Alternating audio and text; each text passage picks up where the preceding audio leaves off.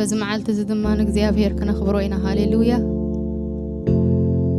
ነፍሰይ ንእግዚአብሔር ባርኺ ዝተገብረልኪ ሁሉ አይትረስዒ ኢሉ ባርያና እግዚአብሔር ክብርና አምላኽ ይኹን እስከ ኩልኹም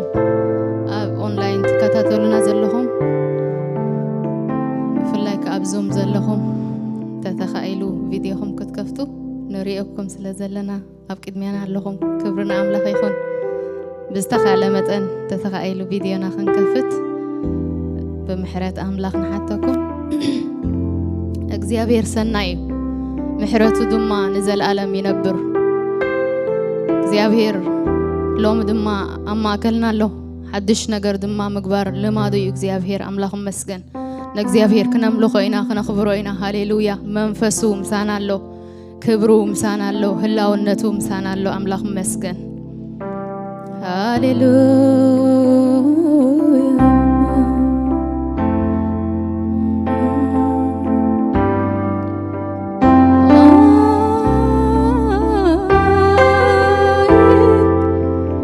Hallelujah.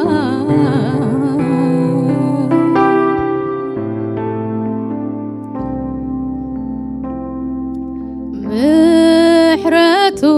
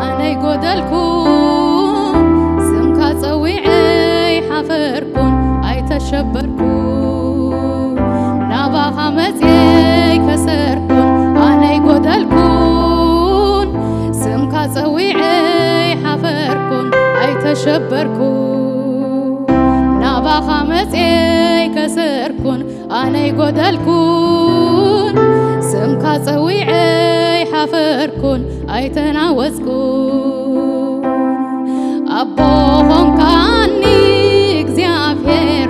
ولو ديل كاني تقبلكاني እግዚአብሔር አጽናኒዕካኒ ዋልታ ኾንካኒ እግዚአብሔር ኣብ ቤትካ ዕቂብካኒ ደገፍ ኾንካኒ እግዚአብሔር ኣበርቲዕካኒ ኣቦ ኾንካኒ እግዚአብሔር ወሉደይ ኢልካኒ ተቐቢልካኒ እግዚአብሔር ኣጽናኒዕካኒ ዋልታ ኾንካኒ እግዚአብሔር ኣብ ቤትካ ዕቂብካኒ ደገፍ ኾንካኒ እግዚአብሔር ኣበርቲዕካኒ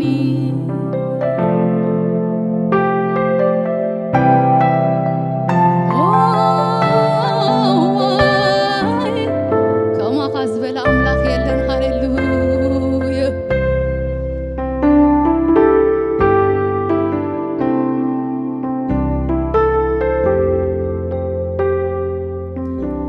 ተወኪለካ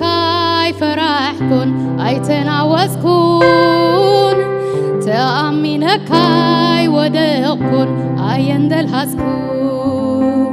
ተወኪለካ ኣይፈራሕኩን ኣይተናወጽኩን ተኣሚነካ ኣይወደቕኩን ኣየንደልሃጽኩን ተወኪለካ ኣይፈራሕኩን ኣይተናወጽኩን ተኣሚነካ ኣይወደቕኩን ኣየንደልሃጽኩን ኣቦ ኾንካኒ እግዚአብሔር ወሉደይ ኢልካኒ ተቐቢልካኒ እግዚአብሔር ኣጽናኒዕካኒ ዋልታ ኾንካኒ እግዚአብሔር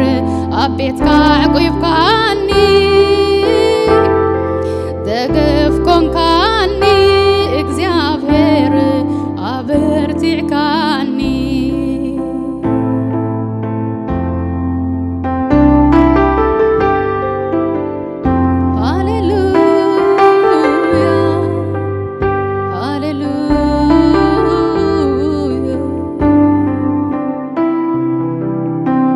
ነፍሰይ ንኣምላኽ ኣመስግንዮ ዝገበረልኪ ኣይትረስዕዮ ሰናይ ሰናይ ሰናይ ብሓቂ እሙን ኣምላኽ እዩ ትዘፍቅረኪ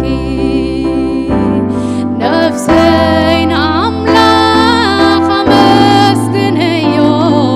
ዝገበረልኪ ኣይትረስዕዮ ሰናይ ሰናይ ሰናይ ብሓቂ እሙን ኣምላኽ እዩ ትዘፍቅረኪ ነፍሰይ ንኣምላኽ ኣመስግንዮ ዝገበረልኪ ኣይትረስዕዮ ሰናይ ሰናይ ሰናይ ብሓቂ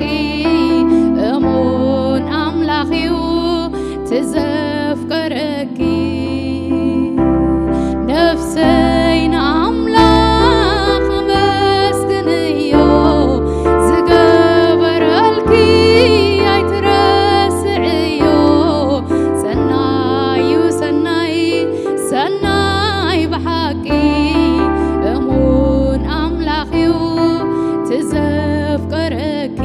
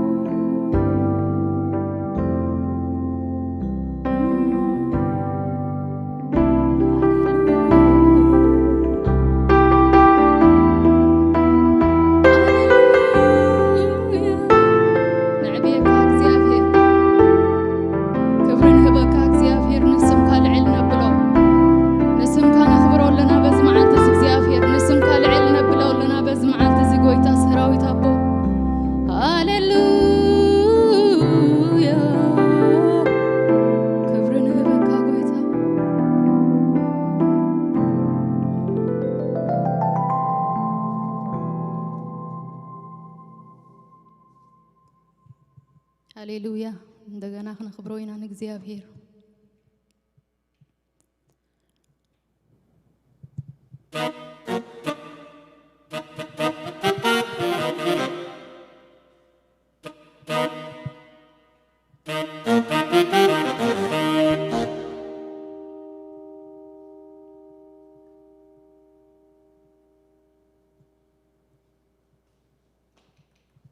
እግዚአብሔር ሰናይ እዩ ሃሌሉያ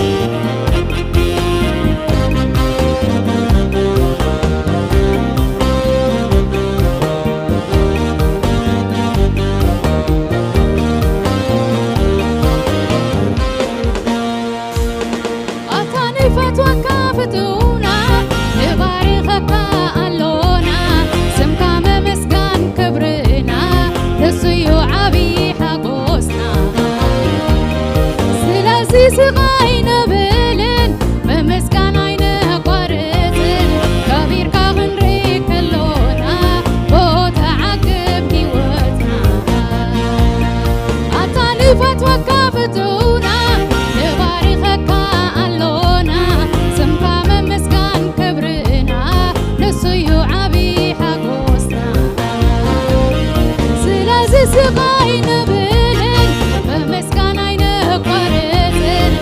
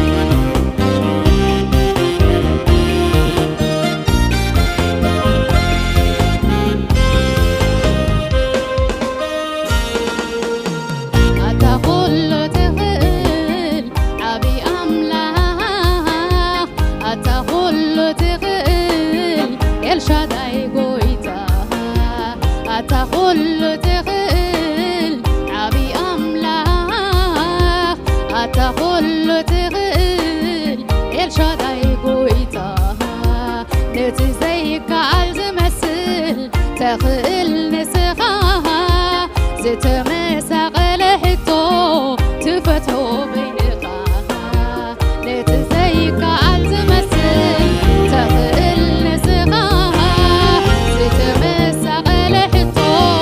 تفتحو بينقها أتا كل تغيل عبي أملاها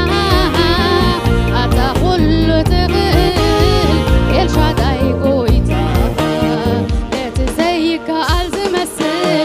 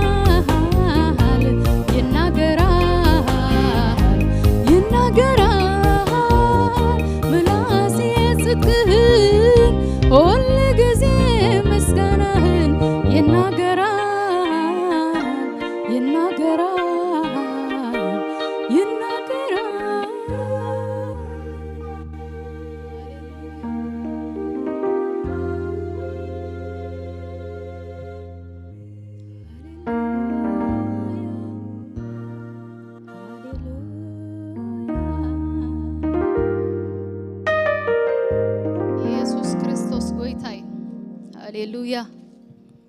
نخبروينا حجة ما እግዚአብሔር ይመስገን መንፈሱ ምሳና አለው ሃሌሉያ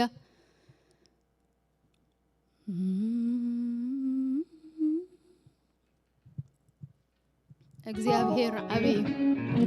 እግዚአብሔር ኃያል ሃሌሉያ ከም እግዚአብሔር ዝበለ አምላክ የለን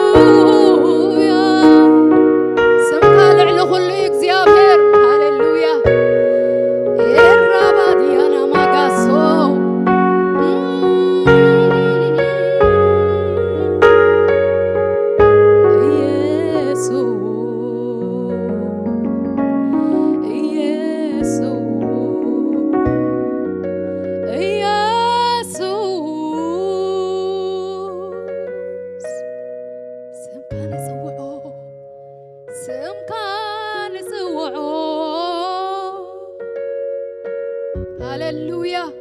سم እግዚአብሔር ጽኑዕ ግንብዩ ጻድቅ ድማ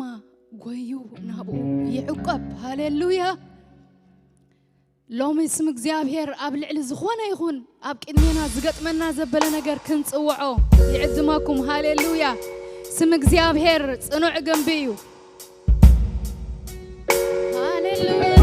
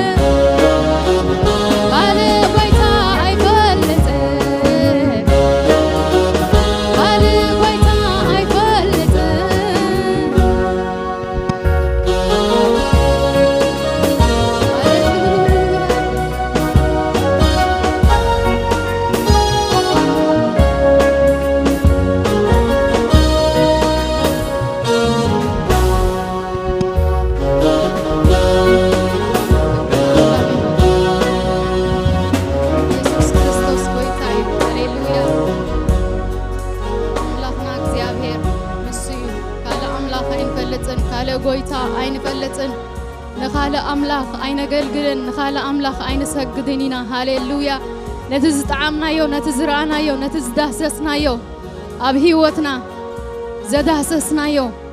هياو مخانو فقر مخانو محرت مخانو زرعنا يو أملاخ نعوينا ننبر هاليلويا كبرنا أملاخ يكون نبز غسل برنامجنا حل فينا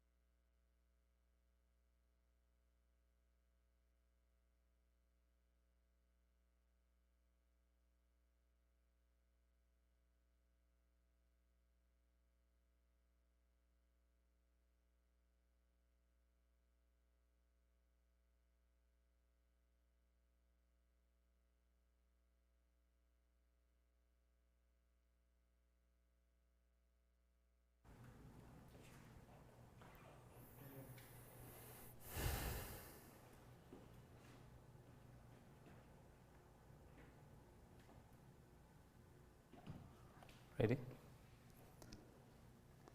سلام قدسان كم يكنيهم تحند أنيهم نايلومي بقال أملاك كجلجلكم تيجي لقوا حاوهمي إرمياس يلو ما عندك زي أبهير مسكن كم تيز حلفز جمرناو أب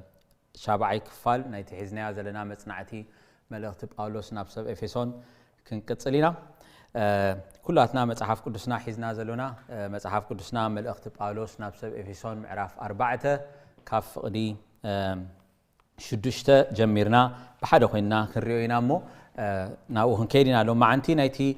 خم جمرتاز جمرنا مصنعتي شابعي كفال نايتي زحلفه سومون زجمرنا ويدما قد مخلت تورح بينا استمهرنا تمرت دما كالاي كفال كوني مالت نايز خفلزي بفلاي كاب معراف 4 فقدي 10 وشدشته امين كاب شدشته حساب 10 شوعات تزلو خفال لو معنتي كالاي كفال غيرنا زازيمنا نابت زقصل زلو حرج كنسغرينا اغزيابهير استمسكن يخون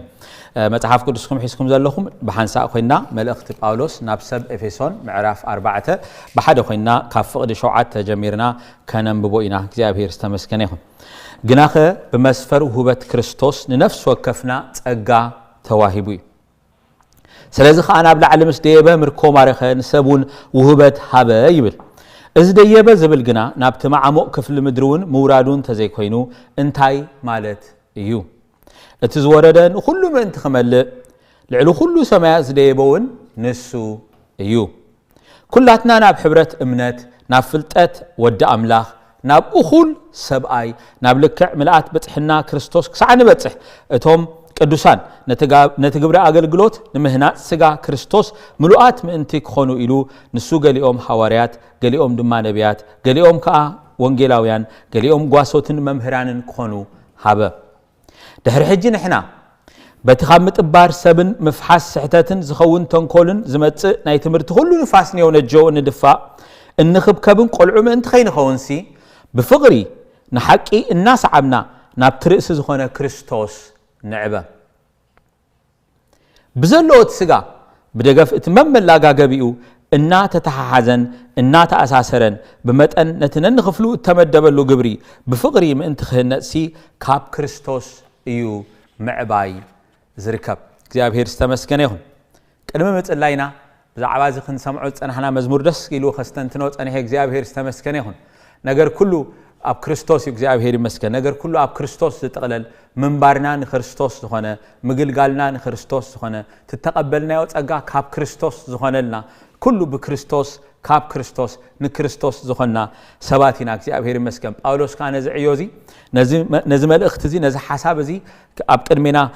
صحيفنا بانا كحلفه كله نزنا كريستوس زبل حساب من تي كما قالنا سلز دلي سكولاتنا يجزاء هيري استمسكني هنا عندنا عمتنا نقولتها يسوع كريستوس نتقولتها نايزق علزي نمنفس قدوس نزق علزي إنسبايرز جبر منفس سخاخت زاربنا نأمرنا نمنفسنا نسخاخت لوطو نتقال كاخم تخوين وزلو خم تقال حكي كم من تنكرد عنا سخاخت دقفنا ما أكلنا خوني لنا خنصلينا كزي أبهير استمسكنيهم كزي أبهير أبونا نمسكنا كالونا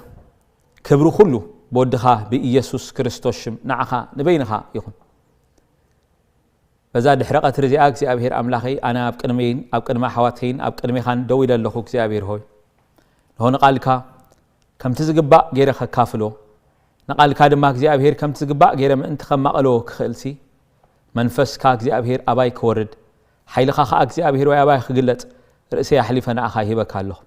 نأمروي تقوت أتأرو بخنا فري غير كاس خاك زي أبهير كتزارب وأملاخنا عاي كتزاربنين حواتيك أخ تزاربهم نخلاتنا أخ تزاربنا እግዚአብሔር ሆይ ንምህናት ስጋ ክርስቶስ እግዚአብሔር ሆይ በቋዓት ኮይና ክንመላለስ እግዚአብሔር ንስኻ ድግፈና በጎይታ በኢየሱስ ክርስቶስም ንጽልያለና ምሳና ስለዘለኻ ሓለፋ ሁሉ እግዚአብሔር ንስኻ ንቃልካ ስለተኽብሮ በወድኻ በኢየሱስ ክርስቶስም ክብሩ ሁሉ ንኣኻ ንበይንኻ ይኹን አሜን ጎይታ ይባርክኩም ባር اتحزنا زلنا عودي معرف 4 كابتي قداما يزجمرنا خفال انا مزخخار انت خوننا مستي غزي خا خيدو زلو نحريت كنملس كوينا معرف 1 خصع معرف 3 بيسوس كريستوس زخونايو مننت وي دما بكريستوس يسوس ابانا زتغبره غبري استفصملنا مخان كله انا كري صنحنا معرف 4 جميرنا دما نحنا اتب كريستوس يسوس زخونايو مخان اتزخنايو مننت ويدما نتتصوعنا له صوعه بناي باولوس ازراربا بقعات كوينا كميغرنا انملالس انا كنزرارب جميرنا زلونا ابتز حلفه زرعنايو قداماي كفالنا انتينا رينا نتي تتصوعهم له صوعه بقعات كوينكم كتملالس معدكم الله زبل حساب كنري خلنا انتيلنا تتصوعه ودو صواع نعو من تخن صواع نعو خابقعات كوينا من تخن ملالس انغبرو صعر زي خونس املاح كمتي مرعاوي نمرعاتو زحصيا مو نمرعو خا صواع معلت مرعات تصبي زلا حصيتي نمعلت مرعا منتي كتكون اتدالو كمكمو مخانو كمو خوينا تداليا صبيقا نعوت معريغا نتا معلت مرعا بنيو اندا معدوت كم تصبه حصيتي نمرعا كم تدالو زلا غورزو كوينا خندالو خم زلنا زملاخت قال كم زخونه زحلفه تزراريبنا نيرنا مالتي ابتي زحلفه استمهرنايو خلاي كفال نايز خلاي كفال دما بزعباتي باولوس امعراف 4 خف قدي 6 جميرو زاربو زلو حساب جميرنا عندنا نيشتي تزراريبنا نيرنا ازي كفليزي في اللاي معراف 4 جميرو خب كسافقد 10 شوعته زلو حساب معراف فقد 10 شوعته زلو حساب بزعبه حدنت يزارب ناي مصحف قدس ممهران كزاربو خلو ناي حدنت كفلي لومم زصوعو وي دما ناي يونيتي نا مغلصي وي ناي حدنتنا مغلصي باولوس بزعبه حدنتنا يخ مهرنا دليو زلو مالتي ስለዚህ ተቴማና እቲ አእምሮና አብዝ ጽሑፍ እዚ ኸነንብብ ከሎና ሓድነት ዝብል ቃል ኩሉ ግዜ ብጣዕሚ ኸነስተብህለሉ ይግባአና ሎማ አንተ ኻንዑ ኸነስተብህለሉ ክንፍትንና እንድሕር አስተብሂልና ጳውሎስ ክጅምር ከሎ ነዚ ምዕራፍ እዚ ምዕራፍ 4 ክጅምር ከሎ ከምዚ ኢሉ ይጀምሩ ንሕና ብክርስቶስ ኢየሱስ ጥራይ ዘይኮነስ ሸውዓተ ናይ ሓድነትና አዕኑድ አኡ ከም ዝገለጸ ኢና ንርኢ كمت ننببو افقدر شدشته جميرنا خم ننببو انتاي زبل بحانتي تسفا صوعنا زتصوعنا اتا تصوعنا خنديا حانتي تسفا صوعنا اذا صوع زي انا مرينا تصوعنا ناب حده سغا السخا نايتي ابلعلو كله غويتا زخونه يسوع كريستوس حده غويتا نايت نابو انا تصوعنا ስለዚህ حده صوعيت حده سغا حده غويتا بفقادت كله زخيل ابلعلو كله املاك زخونه እግዚአብሔር አቦ ሓደ አቦ بعيو اتحده منفس السخاء منفس قدوس بحانتي ጥምቀት معرتهم نايتهم حواريات زخبرتا بزخونت امنت انا تخافلت زخلو حدنت كوينا سلاذ شوعته اعنود حدنتيو باولوس معراف 4 كغلصلنا جميرو እግዚአብሔር ይመስገን ስለዚህ እዚ ምዕራፍ እዚ ናይ ሓድነት ምዕራፍ እዩ ክብል ከሎ ነዚ ሓድነት እዚ ሶሊዲፋይድ ክገብር ጳውሎስ በሓደ ነገር ጥራይ ኮነን በዝምበትን ጥራይ ኾንኩም ሓደ ኾንኩም በሁሉ ሸነኽ ኢኹም ሓደ ኾንኩም ምሳና ምስ እግዚአብሔር አቦ አብዕዮ አብ ኩሉ ሓድነትና ምን ትገልጽ ኢሉ ዝጻሓፎ መልእኽቲ እዩ እግዚአብሔር ይመስገን ግናኸ እዚ ሓደ ኢና ዝብል ቃል ሓድነትና ጥራይ ዘይኮነ ወይ ድማ ዩኒ ተመሳሳልነትና ወይ ድማ ሁሉና ተሰሚርና ሓደ ዓይነት ስራሕ ንሰርሕ ዝላ ዘይኮናስ ኣብ ማእኸል ሓድነት ድማ ብዙሕ ዓይነት ዳይቨርሲቲ ከም ዘሎ ወይ ድማ ብዙሕ ዓይነት ዝተፈላለዩ ጸጋታትን ዝወቀበ ውህበታትን ከም ዘሎ እዚ ሁሉ ውህበታትን ጸጋታትን ግና ኩሉ ተጠማሚሩ ንሓደ ዕላማ ከም ዝዓይ እዩ ኣብ መወዳእታ ኸ ዝነግረና እቲ ዓላማ እንታይ ናብ ሕብረት እምነት ወይ ድማ ንምህናጽ ስጋ ክርስቶስ እዩ ዝብል ኣምላኽ መስከን بقعات منتي كونو اتم قدسان እግዚአብሔር ይመስገን ስለዚህ ሁሉ ውህበታት ዋላ እግዚአብሔር ዳይቨርስ ዝኾነ ዝተፈላልየ ጸጋታት ነታ ማሕበሩ ነቶም ኣብ ማሕበሩ ዘለው ቅዱሳን ክብን ከሎ እዚ ሁሉ ውህበታት ናብ ምንታይ ንኸምጻናይ ናብ ሕብረት እምነት ምን ተኸምጻናይ ስለዚህ ሕብረትና ካብ ሕብረት ወይ ካብ ሓድነት ጀሚርና ብዕዮና ድማ ናብ ሕብረት ወይ ድማ ናብ ሓድነት ኢና እንምለስ ማለት እዩ እግዚአብሔር ዝተመስገነ ይሁን ስለዚህ ምዕራፍ 4 ካብ ፍቅዲ 7 ጀሚርና ግናኸ ዝብል ቃል ከነንብብን ከለውና ማለት ጳውሎስ ኣብ ምዕራፍ 4 ክዛረብ ከሎ ሓደ ክብል ምስ ጸንሐ ግናኸ ዝብል ቃል ተጠቂምሎ እቲ ግናኸ ዝብል ቃል ምናልባት ግራማቲካሊ አፍራሲ ዝመስል ቃል ክመስል ይኽእል ግን አፍራሲ ዝኾነ ቃል ኣይኮነን ብስሩ ተቃል ግናኸ ዝብል ቃል ነቲ ኣብ ቅድም ኣቢሉ ክገልጾ ጸንሐ ሓደ ኢና ክብሎ ጸንሐ ባዕሉ ከፍርሶ ስለዝደለየ ዝጥቀመሉ ዘሎ ቃል ዘይኮነ ሓደ ስጋ እኳ እንተኾና ግናኸ ኣብ ሓደ ስጋ ብዙሓት አካላት ከም ዝኾና ንምግላጽ ዝተጠቀመሉ ሓቂዩ ማለት ስለዚህ ብዙሕነትና እዩ ዝገልጽ ማለት እዚ ናይ ጻዕዱ ኣዘራርባ ዩኒቲ ኢን ዳይቨርሲቲ ዝበሃል ማለት بعينتنا بزوحاتنا ببيننا زعينتنا بزوح حبرين بزوح ጸጋን بزوح ክእለትን بزوح مويان زلونا بزوح مننتن زلونا بزوح ነገር ሒዝና ናፍታ አካል ክርስቶስ እንመጽእ ኢንዲቪጁዋል ሲና አምላኽ መስገን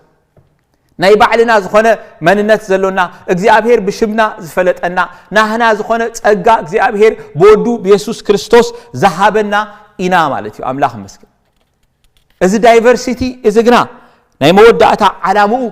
ንሓድነት እንኮላይ ክኸውን ከም ዘለዎ ግን ፈጺምና ክንርስዖ ዘይብልና ሓቂም እዚ ዳይቨርሲቲ እዚ ኣፈላላይ እዚ ወይ ዝማ ዝምፍልላይ እዚ ወይ ብዙሕነት ዝብል ቃል ክንጥቀም ተዛሓሸ ቃል ንስዩ ብዙሕነት ዝብል ቃል ተራእተ ተጠቂምና እዚ ብዙሕነት ብመንጽር ጸጋ ዳአምበር ብመንጽር መንነትና ብመንጽር ማዕርግና ብመንጽር እንታይነትና ኣይኮነን አምላኽ ንዓናና ሐዋርያትን ዝሃበና እምነት ሓንቲ ዓይነት እምነት እያ እታ ዝተጠመቕናላ ጥምቀት ሓንቲ ጥምቀት እያ እቲ ዘድሓነና ጎይታ ሓደ ጎይታ እዩ ትሰተናዮ መንፈስ ሓደ መንፈስ እዩ ስለዚ እታ ዝኣተናያ ስጋ ሓንቲ ስጋ እሳኻ ስጋ ክርስቶስ እያ ማለት እዚ ሓድነት አሎና ሁሉ ግዜ ኣብ ናይ ሓድነት ሓዲድ ኮይና ኢና ንብዙሕነትና እንዛረበሉ እግዚአብሔር ዝተመስገነ ይሁን ኢየሱስ ክርስቶስ ጎይታ እዩ ስለዚ ጳውሎስ ክዛረብ ደልዩ ዘሎ ኣብዚ ብዙሓት ይኹም በበይንኹም ይኹም ክብለና ደልዩ ዘይኮነሲ እንታይ ዳ ብዙሓት ክነስኹልኻትኩም ብመስፈር ውህበት ክርስቶስ ንኹላትና ጸጋ ተውሂቡ ይኽብል ከሎ ኣብ ነፍስ ወከፍና ናይ እግዚአብሔር ጸጋ ዓሲሉሎ ወሪዱሎ ተዋሂቡሎ ማለት እዩ ከምቲ ኩሉ ግዜ ደጋጊምና እንዛረቦ ሓቂ ጸጋ ዓቕሚው ተኽእሎ እዩ نزي تخيلو نجار زوها بكا تخيلوي كابها زي كونه كاب أملاخ زخونه عقنو نايجزي أبهر زخونه مال أتي زجبر نجار نايجزي أبهر جبري سلا زخونه تزفت أم نجار نايجزي أبهر فت أمي سلا زخونه لنفس وكفنا تأجا توهيب له عينت تأجا بمتأن أتي إمنتنا بمتأن توهاب جويتا كم زفلالة متحف قدوس أنا تيرو زمهرنا أنت خونه جن هذا حكي على مال لنفس وكفنا لنفسي وكفنا بمسفر وهبت كريستوس انتي توهبنا هنا تأجا توهبنا هنا كين رسعو تيما نايز تمرتزي حموشتا وهبتات اللون مبال ايكونا دحيرنا خنريوينا مناتو ابز خفلزي انا نرخبهم تم حموشتا وهبتات تم حموشتا اوفيسات بتلمدو زصوعو مال حواريات نبيات وانجيلاويان غواسوتن ممهرانن تباهيلوم زصوعو ابز خفلزي انا نرخبهم እዞም ሓሙሽተ ውህበታት ተዋሂቦም እዮም እዚኦም ቶም ውህበታት ክብለና ደልዩ ጥራይ ኣይኮነ ናታቶም ፋንክሽን ስፔሲፊካሊ ጽሒፎሎ ምኻብ ዛዕባ ቁርብተይ ክንዛረብና እቲ ጳውሎስ ንነፍስ ወከፍና ጸጋ ተዋሂቡ ይኽብል ከሎ ግና ኩላትና ኣብቲ ኣካል ክርስቶስ ቦታ ብዘሎና መጠን ናይቲ ክርስቶስ ናይቲ ኣካል ክርስቶስ ተጠሚቕና ኣብኡ ኣካላት ካብ ኮና ኦርጋንስ ካብ ኮና ወይ ዓይኒ ወይ እዝኒ ወይ ድማ ኣካላት ካብ ኮና نفس وكفنا وهبت كم استوهبنا وهبت ጸጋ كم استوهبنا كمهر سلازدلي زتتعملو قاليو مالك እቲ ቴማ ንሱ ዝሓለፈ ግዜ ከመር ከለኹ ክዛረብ ከለኹ ከምዚ ኢለ ነይረ ጳውሎስ ክዛረብ ከሎ ካብቲ ናይ ቀሽን ናይ ዓለምን ሜንታሊቲ ምን ተኸውፃና ወይ ድማ በዝናህና ዘራርባይ ብናይ ጻዓዱ ዘራርባ ናይ ክለርጂ ሜንታሊቲ ገሪኦም ሰባት ሂደት ሰባት ዝዓዩ ሂደት ሰባት ዝሰርሑ ሂደት ሰባት ነትዕዮ ዝጎዩ ካልኦት ኩሎም ግና ኮፊሎም ዝምገቡ እቲ ዝተዋሃቦም ጸጋ ፈጺሞም ዲፕሎይ ዘይገብሩ ዘይጥቀሙ ሰባት ኣፍታ ማሕበር ምእንቲ ከይህሉ ኩላቶም ንምህናጽ ስጋ ክርስቶስ ብቑዓት ኮይኖም ክመላለሱ ዝጽሕፎ ዘሎ መልእኽቲ እዩ ንድሕሪት ተመሊስና እንተዳሪና ምዕራፍ 1 ፍቕዲ 1 ምዕራፍ 4 ፍቕዲ 1 ከምዚ ኢሉ ይዛረብ አንቱም ኣሕዋተይ ነቲ ተጸዋዕኹምሉ ጽዋዓ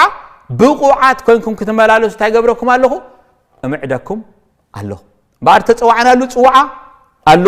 እዚ ጻውዒት እዚ ድማ ብቑዓት ኮይና ክንመላለስ እዩ ጳውሎስ ዝምዕድ ዘሎ ሓንቲ ኣብነት ክነግረኩም ሓደ ከተማ ሓደ ሰብ ክዘውር ኢሉ ናፍታ ከተማ ምስከደ ሓደ ሰብ ድማ ኣፍታ ከተማ ከዛውሮ ኢሉ ብማኪና ሒዝዎ እንዳዘወረ ከሎ ብዙሓት ሰባት ማልያን ናይ ዘፈትወን ጋንታታት ገይሮም ዕጥቂ ገይሮም ኩዕሳሱ ሒዞም ናብ ሜዳ ኩዕሶ እግሪ ኸዱ ርእዎም ኣዝዮም ብዙሓት እዮም ብቁፅሮም ኣሽሓት ዝኾኑ ቁፅርት እዮም ነዚኦም ምስራአየ እቲ ነታ ከተማ ዝበጽሕ ዝነበረ ነቲ ነታ ከተማ ምእንቲ ክሪኣ ዝዝሮ ዝነበረ ሰብኣይ ከምዚ ኢሉ ሓቲትዎ እዞም ኩሎም ኩዕሾ ዝፈትዉ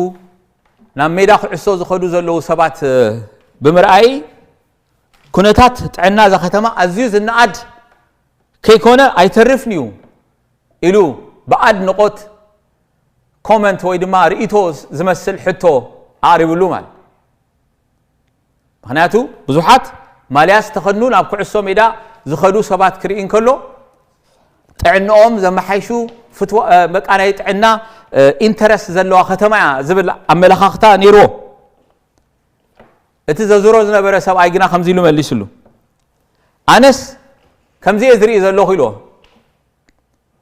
ብምሒር ድኻም ሓይሎም ዝወድኡ 22 ሰባት ብምሒር ኮፍ ምባል ኣካላቶም ዘደስከሉ 22,000 ሰባት ዝርኢ ዘለኹ ኢልዎ ማለት እዚ ብሓፂር ኣመላልሳ እዛ ከተማ 22 ሰባት ስራሕ በዚሕዎም ጾወታ በዚሕዎም ዝደኸሙ መዓሲና ንዕርፍ ዝብሉ ሓይሎም ዝወድኡ ሰባት ኣብ ርእስ በኣንጻሩ ድማ ልዕሊ 22,000 ዝኾኑ ሰባት ግናኸ ፈጺሞም ዘይንቀሳቐሱ ብብዝሒ ኮፍ ምባል ኣካላቶም ዘደስከሉ ሰባት ዝርኢ ዘለኹ ስለዚ እቲ ናይ ጥዕና ሕቶ ትኽክል ኣይኮነን ጥዕና ዘለዋ ከተማ ኣይኮነትን ብምባል ከም ዝመለሰሉ ንርኢ እዚ ተምሳሌያዊ ኣዘራርባ እዩ ኣብ ማሕበር ከምዚ ዓይነት ተሪኦ ብዙሕ እዩ ዝረአይ መብዛሕትኡ ሰብ ነቲ ዝግበር ዕዮ ተዓዛባይ ዳ እዩ እምበር ኣብቲ ዕዮቲ ዳይሬክትሊ ተሳታፋይ ኣይኮነን ናይ ሎሚ መልእኽተይ ደጋጊመ ክዛረቦ ዝደለኹ መልእኽቲ እዚዩ ክሳዕ ደጋጊሙ ዝስቆረና ዝሓለፈም ተዛሪበዮ ስለ ዝኾንኩ ማሕበር ኣምላኽ ኩላትና ሓቢርና ኩሎም ቅዱሳን ንምህናፅ ስጋ ክርስቶስ ብቑዓት ምእንቲ ክኾኑ ኢሉ እያ ትብል ኣምላኽ መስገን ኩላትና ምስናዓይ ናይ ኩላትና ጸጋ ምስ ዝሽረፍ ናይ ኩላትና ዝተዋሃበና ውህበት ምስ ዝዓይ ወይ ድማ ምስ ዝወፍር እያ እታ ማሕበር ውቅብትን ምርክዕትን ማሕበር እትኸውን እታ ብዙሕ ኣምላኽ እታ ብዙሕ ዓይነታ ጸጉ እቲ ብዙሕ ዓይነታ ጥበቡ በታ ማሕበር ገይሩ ነቶም ኣብ ሰማያ ዘሎ ሕልቅነታትን ስልጣናትን ምእንቲ ከሪኦም ዝብል ሓሳብ ርኢና ነርና ማለት ስለዚ ንሕና ከመይ ኣለና ቅዱሳን ኣሕዋተይ ኣበየና ይኮን ንህሉ ሎሚ ንኽልቴና ዝኾን መልእኽቲ እዩ ዘለኒ ነቶም 22 ኣብ ሜዳ ወሪድና ንፃወት ዘለና እሞ ክሳዕ ንደክም ንጎይ ዘለና ሓደ መልእኽቲ ኣሎኒ ነቶም 22,000 ንኸውን ኣብቲ መርኣይ ቦታ ኮይና ኮፍ ኢልና ንርኢ ዘለና ድማ ንዓና ዝኾን መልእኽቲ ከዓ ኣሎኒ እግዚኣብሔር ይመስገን ናይ ሎም መልእኽተይ ኣብ ክልቴና ዘነፀረ እዩ ማለት ኣበየናይ ከም ዘሎና ብዘይገድስ ነንርእስና ዝኾን መልእኽቲ ሒዝና ክንከይድ ኢና እግዚኣብሔር ይባርክኩም እምበር ጳውሎስ ሓደ ነገር ይኸስምር ደልዩ ዘሎ ኣብ ነፍሲ ወከፍና ጸጋ ኣሎ እዩ እዚ ጸጋ እዚ ከዘይተዓጠቐ ዘይተዋሃበ ሰብ የልቦን ኣብ ኣካል ክርስቶስ ካብ ኣቶና ናይ ኣካል ክርስቶስ ተማቐልቲ ካብ ኮና ጸጋ ድማ ብኡ መጠን ብመስፈር ውህበት ክርስቶስ ተዋሂቡና እቲ ጸጋ ዝፈላለይ ምዃኑ ዘጠራጥር ኣይኮነን ምክንያቱ ብመስፈር ውህበት ክርስቶስ መጠን እምነትናን መጠን እቲ ወሃቢ ዝፈቐዶ ፍቓድን ኣብ ማእከልና ዝፈስስ ጸጋ ክፈላለ ናይ ግድነት እዩ እዚ ግና ሓደ ነገር እዩ ዝነግረና በዓል ሒደት ጸጋ ሒደት ይዓይ ወይ ድማ ሒደት ኣገዳስነት ኣለዎ በዓል ብዙሕ ጸጋ ብዙሕ ኣገዳስነት ኣለዎ ማለት ግን ኣይኮነን ምክንያቱ ኣብ ማሕበር ክርስቶስ እቲ ዓላማ ኩላትና ንሓደ ስጋ ክርስቶስ ምህናፅ ስለ ዝኾነ እንተ ንእሽተይ እንተ ዓቢ በዘራርባ ሰብ ይዛረብ ዘለኹ ከምቲ ጳውሎስ በዘራርባ ሰብ ብኣካላት ገይሩ ነታ ማሕበር ክገልጻ ዝፈትወ ኩላትና ሰሚርና ሓደ ዕዮ ሓደ ዓላማ ክንዓይ ጥራሕ እዩ ግና እቲ ጻውዒት ከምቲ ዓንተ ወይ ዝበልኩኹም እቲ ዓላማ ካብ ክርስቶስ ብክርስቶስ ንክርስቶስ ስለ ዝኾነ ማለት سأزاب قد مجزيابهر نشتي زبهال تسقى يلبونيو مالت كن أملاخ أبت محبر كأتونا خلو نشتي تسقى خبرنا خلو نشتي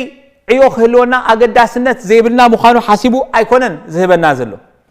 انت هلوخو انت زي اللوخو أقداسي أيكون كون زبل مينتاليتي كابا أمرونا خوت بتعميو خدلنا مالتي مهنياتو زخمز عينت مينتاليتي وخوف زبلنا مالتي محبر دما بخومهم عين السبات أزياز بزحت زملأت كوينا لومي ناي أقلقالن تقلقالن مينتاليتي حزا كوفيلا نريئة اللونا مالتي كلاتنا خنعي بتكزي أبهر زهابنا تسقى أبتكزي أبهر زقومت أنا سفرة بتكزي أبهر زحنت ألنا مكأدالمي كن عين تدع جميرنا قنا إتا محبر يا وكبت تخون إتا أكال كريستوسيو بملآت ذهنات مالت مبار مثل لا ينايت أجا بزعبا إتي يونيتي عن توي كم نجركم إذا محب إذا صحف إذا نحد النت مجلتي سلازخانة مستفلا ليه إتا أكالات كم يجريو بحد النت زعيد أيو حسب ذا اللومبر بزعبا مثل لا يو ويد ما تحدى خاب تحدى خمس بلت نحد حدو خط أمامتن كود عدرن فتيمو إتي صحف كم أو أي مهرنا يومال أنت أي عايز مهرنا اتحدى نتحدى كم يجرون تاي جورو يدقفوا ويد ما تحدى نتحدى كم يجرون تاي جورو يمل علو يوز مهرنا نيشتي أبنت كبكم أنت خردانا حجم بزر عربا سب نالبات بحدا خيلو حارج غير كا حنتي باني خصنكت اندحر دليخا رغصنيا يكون زي ملكعي تخكل دي تخكل انتم سنكتكم صبو غيركم تخلو غن تتغاغي قرن دابلكم لي ما انتم تسنكتو نابنت غن حدا خيلو حارج كتسنكتو تدلي باني كباب فرق لتروماي 4 مانكا ጨው 14 جرام لبيتون كم زدليو ገለ ናይ ኩኪንግ ሬሲፒ ይዛረቡ ማለት زابانيزيا حدا خيلو حرج سلازا أتوا جناخ 4 مانكا أو سلازا أتوا مها كباب فرق لترو ماي تراي سلازا أتوا تمت أنا أصبقوا يزفلاله ماي حرج أو أزيوني شتي تما باخعتي لبيتوني شتي تماي كاو عبيز بلا تزبل حد ما حرج بينو باني أيكوني حارج بزي ماي باني أيكون بزي أو أي مكرن بزحي نايج أو نتباني انتهي زجورو يخفو تعمو يبلا شو مال متأنو يو زت أبقو مال انتهي نمبالي إذا زبزله مبزحنا موحدو اتتسقانا أيكونن زقدس أنا اتتواهبنو زلو تسقا نتتواهبنو زلو علامة صبو غيريتك أملو الله ده يلهون يو تحتو انت اي توهيب زلو منتي انتي اباي تسفيرو زلو صقا انتي حوي توهيبو زلو صقا يكونن زغدس سلازي خلت نغرينا نحسب زعبا صقا نحسب كلنا بزعت توهبنا صقا نحسب كلنا ثلاثه نغر تدا كنوس خلو دلينا قداماي نايت توهبنا صقا مس حوي صقا خزامد كله تمالالا ايد انبر توداداري أيكون زعت أجا خن حسب كلنا حدا أطبقنا خن استوعلو زلنا حقي أجا مس أجا بمنم تأمر نخنا ودادر متحف قدوس أي مهرنان انتهي دعلو زمهرنا أجا مستحدث أجا خنا ودادرو خن فتن كلنا بحدا منفس ترحي كم يجري إيه نزنا إذا حدث أجا زناتي أجا مملأ أتازو خنلو كم يجري ناتي أجا مزنا إذا خلاص أجا تدمرو حدا وتسيت زوت إلنا إنا خن حسب زلنا اتينا كريستوس زخونه مهنات سغا كريستوس تدا خوينو تعالامنا كمز عينت اتحساسبان تدا حيزنا كريستوس اكال كريستوس تهانيصو مالتي مناتو باولوس كزارب كلون سب قرنطوس نتوم بخمزي كمليوم زنبرو سب قرنطوس كنغروم كلهم تايلو كم تحاده سغا خنسوس بزوحات اكالات زلو بزلو تا اكالات سغا بزوح كنسوسي حاده سغا زخونه كريستوس كا كمو يلون سب قرنطوس نغروم تحسب نوحو عرف 10 تخلته زعما منفساو هبتاتيو ززارب زعما منفساو هبتات زي تفلطو خدكونو ايفتونه اليو زجمر سب قرنطوس شغروم زينير امنا حدهم ناي هبتات وددر نيروم امنا حدهم ناي هبتات مزماد نيروم نتوبتات كميرو بحدا نتا محبر سرح زي كونسي وهبتات كميرو نحد حدو تخرانيعو ينبر ينيرو ناتهم حساب ጳውሎስ ክነግሮም ከሎ ግና ሓደ ነገር ዘንጊዕኹም ኣለኹም መንነትኩም በበይኑ እኳ እንተኾነ በበይኑ ዓይነት ጸጋ እኳ እንተሃለወኩም እቲ ዓላማ ግን ንሓደ ስጋ ንስኻ ናይ ክርስቶስ ስጋ ምህናፅ እዩ እቲ ዓላማ ናፍቲ ዓላማ ተመለሱ ኢሉ እዩ ዝምህሮም ዘሎ ብዛዕባ ዝኸመሮም ከሎ ምዕራፍ 12 ሙሉእ ምስተዛረበ ምዕራፍ 13 ኸይዱ እቲ ዝበለፀ መንገዲ ክሕብረኩም ኢሉ ብዛዕባ ፍቕሪ እዩ ዝዛረብ ኣብ ምዕራፍ ኣብዚ ንሒዝናዮ ዘለና ሓሳብ ጳውሎስ ብዛዕባ ሓድነት ምሕላው ክዛረብ ከሎ ከምኡ ኢሉ ይምህርና ነቲ ሓድነት ምእንቲ ክንሕልዎ ነቲ ሕብረት መንፈስ ብማእሰር ሰላም ጌርኩም ክትሕልዎ እንታይ ግበሩ ተጋደሉ ከመይ ጌርኩም ብትሕትና ዘበለ ብለውሃት ብህድኣት ንሓድሕድኩም ብፍቕሪ እና ተጻወርኩም ማለት ስለዚ ብዛዕባ ውህበት ክንሓስብ እንከሎና ብዛዕባ ጸጋ ክንሓስብ እንከሎና መጀመርያ ብዛዕባና ስለ ዘይኮነ ናህናም ስለ ዘይኮነ እቲ ዓላማ ነቲ ወሃቢ ስለ ዝኾነ ድሒረ ክዛረበ ፈጺምና ካብ ርእስና ክንወፅእ ኣለና እንታይ ዳ ኣልና ክንገብር ዝግባአና ምስ ሓውና ክንዘራረብ ከለና ብዛዕባ ምስ ሓውና ክንሓስብ ከለና ከመይ ገይረ ዝምልእ ከመይ ገይረ ናይ ሓወይ ጸጋን ናተይን ተደሚሩ ንዝበፀ ዝሓሸ ውፅኢት ሓስብ ክንሓስብ እዩ ዘሎና ማለት ካልኣይ ብዛዕባ ጸጋ ክንሓስብ ከለና ክንሓስቦ ዘለና ሓሳብ ዓስቢ ጸጋይ መጠን እሙንነተይ ዳ እምበር ብኻልእ ወላ ሓንቲ ነገር ኣይምዘንን ጸጋ ምስ ተዋሃብኩ ኣምላኽ ነተን ሒደት ጸጋይ ከክንደአን ኣይኾነን ዝህበኒ ስዋሃቢ ስለ ዝኾነ ክመዝነኒ ከሎ ወይ ሪዋርድ ክበኒ ከሎ ወይ ዓስበይ ክበኒ ከሎ መጠን እሙንነተይ እዩ ዘገድሶ ስለዚ ኣብታ መቀዳደሚተይ ዳ እየ ዝጎይ እምበር ምስ ካልኦት ኣይኮንኩን ዝጎይ ንዓይ ዝተዋሃበትኒ መጓይ ኣላትኒ ዝተሓንፀጠትለይ ሕንፃፅ ኣላትኒ ብኣየ ክኸይድ ዝግባኣኒ ማለት ብኣ ምስ ከድኩ ጥራሕ ከኣየ ናብቲ ዓወት ክበፅሕ ዝኽእል ማለት ናተይ ሙግያይ ምስቲ ናይቲ ካልእ ኣብታ መስመሩ ሙግያይ ናይ ክልቴና ዘዛምዶ ኣብ ላዕሊ ኮይኑ ዝገብሮ ኮንዳክተር ግን ኣሎና ኣብ ናይ ሙዚቃ መሳርሒ እንተዳሪኹሞ ብዙሓት ዓይነት ሙዚቃ መሳርያ ሙዚክ ተኣኪቦም ክምዛረቡ ከሎ ኣብ ድሕሪት ሓደ ኮንዳክተር ኣሎ ንስኻ ሓንቲ ላይን ጥራሕ ኢኻ ትፃወት እቲ ሓደ ኻ ሓንቲ ላይን እዩ ዝፃወት ነዚ ኩሉ ብሓንሳ ኣዋሂዱ ኮንዳክት ዝገብሮ ሰብኣይ ግና ካብ ናይ ኩላቶም ደሃይ ሓደ ውሁድ ዝኾነ ዘገርም ድምፅን ዜማን የውፅእ ማለት እግዚአብሔር ንሓድሕድና በቲ ዝንጎየሉ ከጉየና ከሎ እቲ ናይ መወዳእታ ክብሪ ንሱ ስለ ዝኾነ እቲ ናይ መወዳእታ ሪዛልት ናቱ ክብረት ስለ ዝኾነ ከመይ ገይሩ ከም ናይ ኩላትና ደሃይ ክብረት ይወስድ እዩ ዘገድሶ ስለዚ ከነስተውዕሎ ዘለና ከምቲ በዓል ሙዚቃ ኣብታ መስመሩ ኮይኑ ታናቱ ግብእቱ ጥራይ ዝገብር ናፍታ መጽሓፉ ጥራይ ዝርኢ احنا هم مغوايتنا متى مسمرنا نتا استوهبتنا ጸጋ ጥራይ ክንጎይ ጻውዒትና እዚኡ ክኸውን ዝግብኦ ነዚ ኸዩ ነቲ ተጸዋዕኹም ልጽዋዓ ብቑዓት ኮይንኩም ተመላለሱ ዝብል ሓሳብ ዘመላኽ ጉያና ውድድርና ምስ ርእስናን ምስ እግዚአብሔር ዝሃበና ጸጋን ምስ መቃዳደም ዕላማና እንዳኣምበር ምስ ብጻይና ኸውን ኣይግቦን ቤት አምላኽ ውሁድ ዕዮ ዝግበረላ ንሓድሕድካ ሰሚርካ ትጎየላ ቤት ዳኣምበር መወዳደሪት ኣይኮነትን ማለት አሜን ዶ ስለዚ ሓደ ካብ ሓደ ዝበልጽ የልቦን እቲ ሓደ ምስ ሓደ እንታይ ኮይኑ ዝዓይ ተዋሃሂዱ እዩ ዝዓይ ኣመወዳእታ ክብሪ ዝወስድ መን ጎይታ ኢየሱስ ጥራሕ it's all about Jesus አምላኽ መስከን ብዘይካ ኢየሱስ ካልእ ናይ ክብረትና ወይ ድማ ናይ ጉያና ምንጪ ወላ ሓደ የልቦን ማለት ስለዚህ أنا أيتأكمني ناتي نجرني إشتى أزبح النجر يلبون تاني إشتى نحنا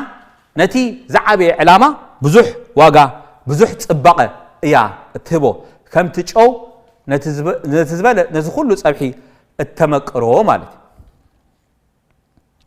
كلام ما يكرون توس 10 شمونتن كم زيز بلنا كمو خن زخونه عزبنا خب قويتا سلا زخونه فقرات حواتي تعرفهم بقويتا خنتو خمزي كونه فريدكم بعيو قويتا صنوعاتن زيتنا قانون كل جزء عزوزات انتي يكونوا كونوا يبلنا سلسي قويتا عسبي ذهبنا أملاك نتعسبناها نتعيونا يزري أمال فتيمها زرسع قفعي أيكونن مال زيتب أملاكي مال أملاك مسك أي ودادرني مسولا حدا مسر سنا يو زودادرنا مستذهبنا تأجايو زودادرنا مالتي እግዚአብሔር ይመስገን ኢየሱስ ክርስቶስ ጎይታ ሳልሳይ حساب زع ጸጋ ክንሓስብ ከለና ዝተዋሃበኒ ጸጋ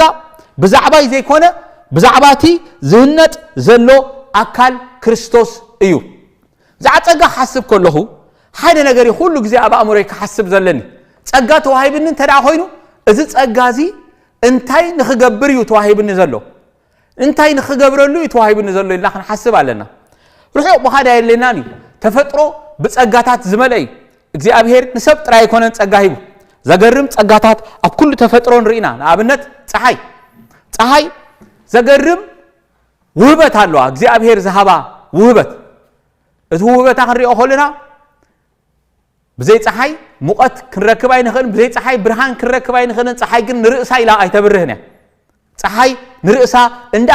ፈሰሰት እያ ተብርሃልና እንዳ ነደደት እያ ንዓና ኩላትና ተብርሃልና ማለት ተፈጥሮ ኩሉ ግዜ ከምኡ እዩ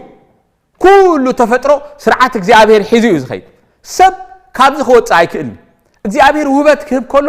ምእንቲ ካልኦት እንዳሓሰበ እዩ ዝህብ ንዓና ኢሉ ኣይኮነን ኣብ ቤት እግዚአብሔር ከምዚ ዓይነት ሜንታሊቲ ክህልወና ኣይግባኦን እዩ በእንግሊዝኛ ሓደ ኣበሃህላ ኣሎ what's in it for me ሕራይ ከምዚኣስ ክገብር ትብለኒ ኣለኻ እንታይ ዓረብሓይ ካብዚኣ ኣነ እንታይ እኽረክብ ክንደይ ፐርሰንቴጅ እኽረክብ 5-10 እዚ ሜንታሊቲ እዚ ናይ ምንታይ ሜንታሊቲ ይበሃል ናይ ሸቐጥ ሜንታሊቲ እዩ ማለት ሸቃጣይ ጥራሕ ይኾም ዝብል ነጋዳይ ማለት ሽቅጥ ዝወፀ ዘበለ ኩሉ ካብኡ ዘውፍሮ ዘበለ ኩሉ ነገር ከወፍር ከሎ what's in it for me ክንደይ ኣሎኒ ክንደይ ክረብሐ ናቴ ብፅሒት ክንደያ ኢሉ እዩ ዝሓስብ ጸጋ ግን ከምኡ ኣይብለካን ናትካ ስለ ዘይኮነ it's not about you ብዛዕባኻ ኣይኮነን ምክንያቱ ብዛዕባቲ ወሃቢ ነቲ ወሃቢ እዩ ኣምላኽ ጸግኡ ክብ ከሎ ንርእሱ ኢሉ እዩ ዝህበካ ንርእሱ ነታ ማሕበር ንኽንሃንፅ ኢሉ እዩ ዝህበና ከምኡ እንታይ ዝኸውን ነይሩ ጳውሎስ በቲ ዝተዋሃቦ ጸጋ ብዙሕ ምተረብሐ ነይሩ he paid the price ማለት እዩ ኣምላኽ ዝተመስገነ ይኹን እምበር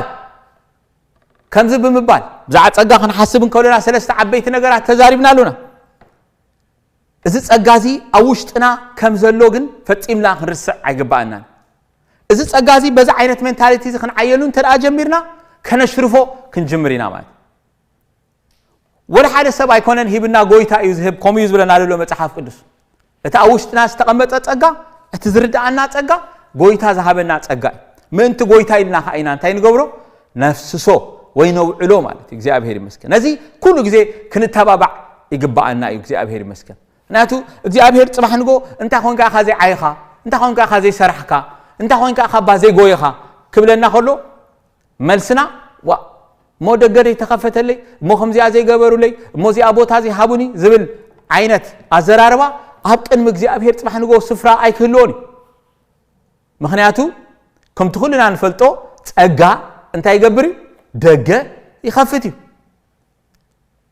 ምናልባት ትንጽበዮ ዘለና ክንዛ ገለ ዝኾን ደገ ክፈተልና ንጽበይ ንህሉ ኾን ኣምላኽ ግን እንታይ ዝህበና መስይኩም ብንእሽተይ እሙናት ክንከውን እዩ እግዚአብሔር ዝጽዋዕና ክንምንታይ እያ ተዋሂባትና ዘላ ንእሽተይ ድያ ንመዓልቲ ንእሽተይ ነገር ዝንዕቕ የልቦን ንዓኣ እንታይ ንግበራ ነፍስሳ ማለት እዩ ኣብዚ ማሕበር እዚ ከምዚ ዓይነት ሜንታሊቲ ክህሉ ብጣዕሚ እብህግ እግዚአብሔር ይመስገን እንታይ ኮን ከገልግል ይኽእል ኣበይ ኮን ከኣቱ ይኽእል ኣነስ እንታይ ክገብር ይኽእል ሎሚ ክንብል ምክንያቱ ሎሚ ብዙሕ ብዝዓየኖ መጠን ብዙሕ እግዚአብሔር ይኸብር ብዙሕ እታ ማሕበር ትህነፅ ብዙሕ እታ ማሕበር ትሕይል ማለት እዩ ኣምላኽ ይመስገን ኣሜን ዶ ክሰምዕ ኢየሱስ ክርስቶስ ጎይታ እዩ ስለዚ እዚ ጥራይ ግን ኣይኮነን ኢሉ ጳውሎስ ኣብዚ ክፍሊ እዚ ከዓ እንታይ ኢሉ መሲሉኩም ገሊጹ ኣብታ ማሕበር ገሊኦም እንታይ ኣለዉ ኢሉ ሐዋርያት ገሊኦም ድማ ነቢያት ገሊኦም ድማ ወንጌላውያን ገሊኦም ጓሶትን መምህራንን ክኾኑ ሃበ ይብለና ማለት ትዘገርም ነገር ጎይታ ነዚኦም ክህብ ከሎ ኣዝዮም ፍሉያትን ኣገደስትን ውህበታት ስለ ዝኾኑ እዩ ዝጠቕሶም ዘሎ ጳውሎስ ማለት have a very special mission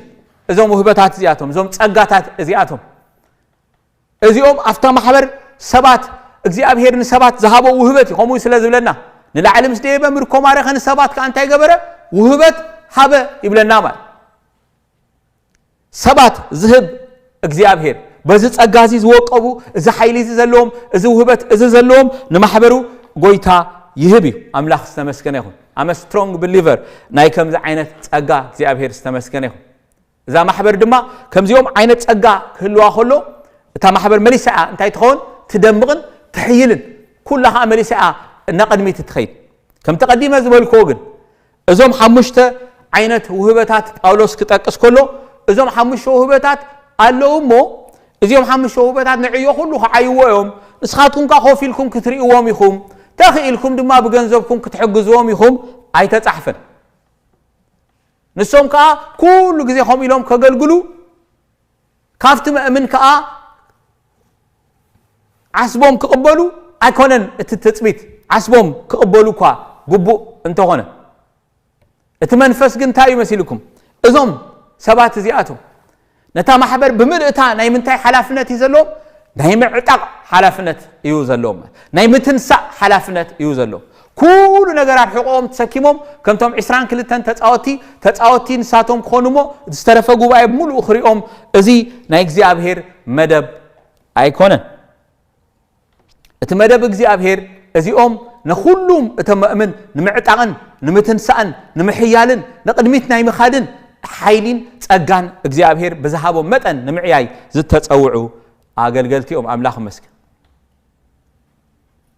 ኣየ ሁላትና ኣብቲ ዝተዋሃበና ከከምቲ ዝተባሃልናዮ ኮይና ነርና እንተ ንኸውን እታ ማሕበር ሓያል ማሕበር ምኾነት ነይራ ተገርም ማሕበር ምኾነት ነይራ ሂደት ነገራት ብዛዕባ እዞም ሰባት እዚኦም ክዛርብ ጎይታ ንማሕበሩ ዝሃባ ሰባት እዮም ማለት በትናቱ ጸጋ ወይ ዓቕሚ ንማሕበሩ መታን ከሃንጹ ናብ ምልአት ክርስቶስ ከብጽሑ ዝዓዩ ዓየይቲ ቃል እዮም አምላኽ ዝተመስገነ ይኹን ስለዚ ከም ተቀዲመ ክብሎ ጸናሕኩ ነታ ማሕበር ንቅድሚት ንምድፋእ ነታ ማሕበር ንምትንሳእ ነቶም ምእምን ንምዕጣቕ ንግብሪ ኣገልግሎት ፍጹማት ምእንቲ ኾኑ ምዕጣቕ مستعد قدما بنفاس يونجو زدفون زخبكوبهم من تخيكونو دون مبال ناب كريستوس نمقراب زعيو عيت قاليهم أملاخ سنمسكنهم من البات من تخرد عنا قنا أزوم سبات زي أتهم كلهم بفلاي دما أتهم خواريات النبيات تبهلهم زلو كابتا قداميت محبر أبتا قداميت محبر زنبرو نبيات خواريات أزيوم يفليو أتهم نايك قداميت محبر خواريات نبيات ናይ ጎይታና ኢየሱስ ክርስቶስ ሐዋርያት ዛዓ መንፈሳዊ በታት ካለ ግዜ ክንዛረብና ሐዋርያት ኢየሱስ ክርስቶስ ዝበሃሉ ሐዋርያት አለው ወይ ድማ ናይ ታ ማሕበር ሐዋርያት ዝበሃሉ ለው ታ ማሕበር ዝለኣኸቶም ሐዋርያት ሐዋርያ ማለት ልኡኽ ማለት ስለዝኾነ ጎቶም ጎይታ ኢየሱስ ክርስቶስ ዝለኣኸም ሐዋርያትን እቶም ኣፍታ ቀዳመይቲ ማሕበር ዝነበሩ ነቢያትን በዓይነቶም ፍሊ ዝበሉ ነቢያትን ሐዋርያትን ከም ዝነበሩ መራማህራን መጽሐፍ ቅዱስ ነግሩና ምስኻ ሓቂዩ ሁላትና ክንግበሎ ግቦይ እዚ ከነስተዕሎ ሁሉ ጽቦይ እዞም ሕጂ ንሪኦም ከምዚ ዓይነት ጸጋታት ተቀበሉ ኣገልገልቲ ኩላቶም ኣብ ትሕቲ ስልጣን እትሕቱም ዝኾነ ቃል ዝእዘዙን ዝግዝኡን ኣገልገልቲ ተቃልዮም እቶም ኣብ ቀዳመይቲ ማሕበር ዝነበሩ ሐዋርያትን ነቢያትን ብፍላይ ግና ነቲ ቃል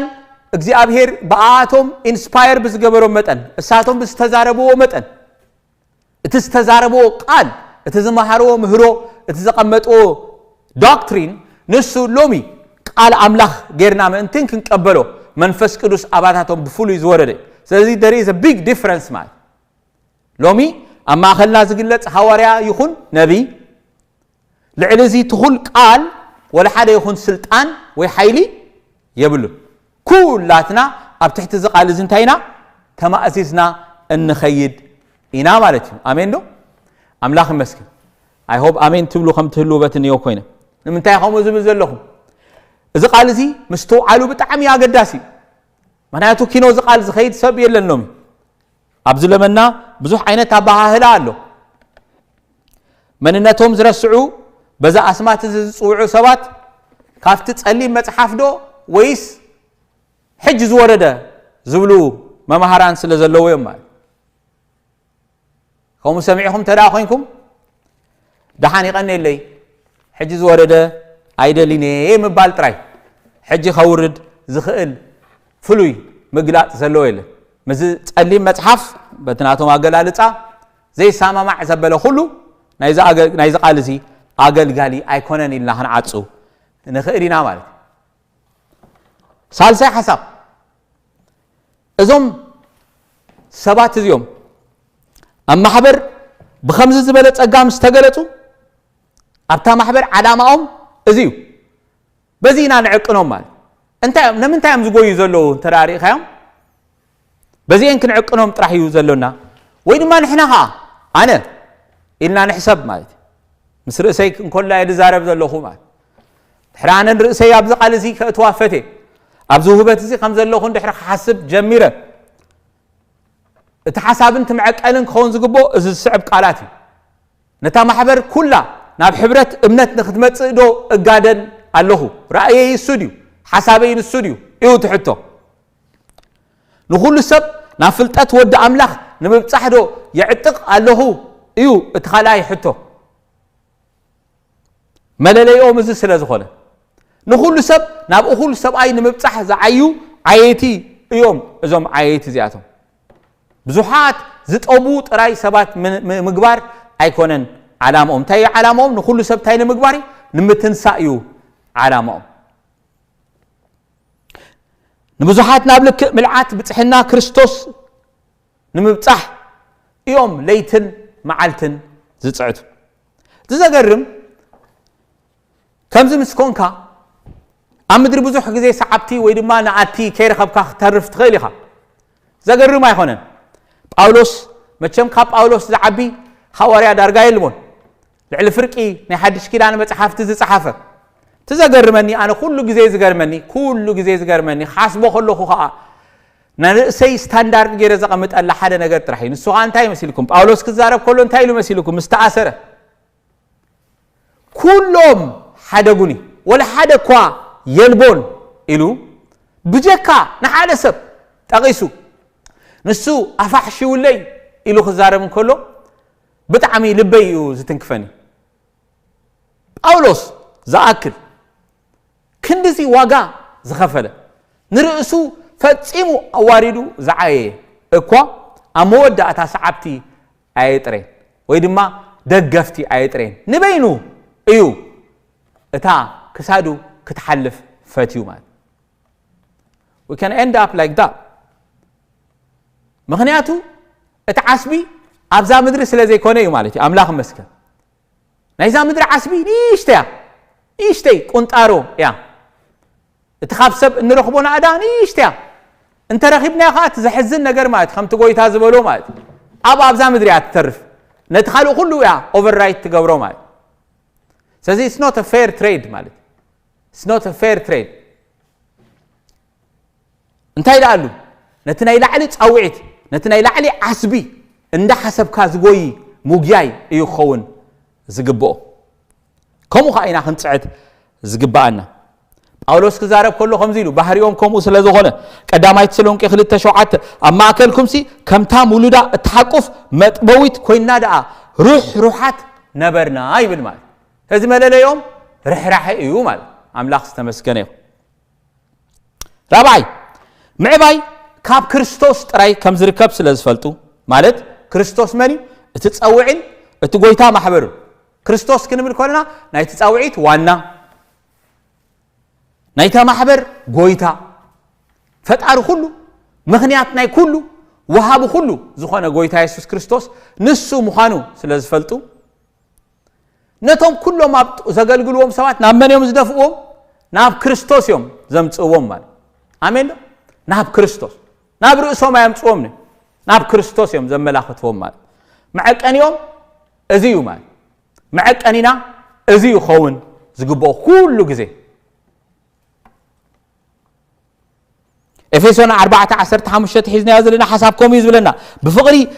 ንሓቂ እናሰዓምና ናብ ትሪ ዝኾነ ክርስቶስ ንዕበ ብዘለኦት ስጋ ብደገፍ መመላገቢኡት እናተተሓዘን እናተኣሳሰረን ብመጠንትነን ንኽፍሉ ተመደበሉ ግብሪ ብፍቕሪ ምኽንነጽሲ ካብ ክርስቶስ እዩ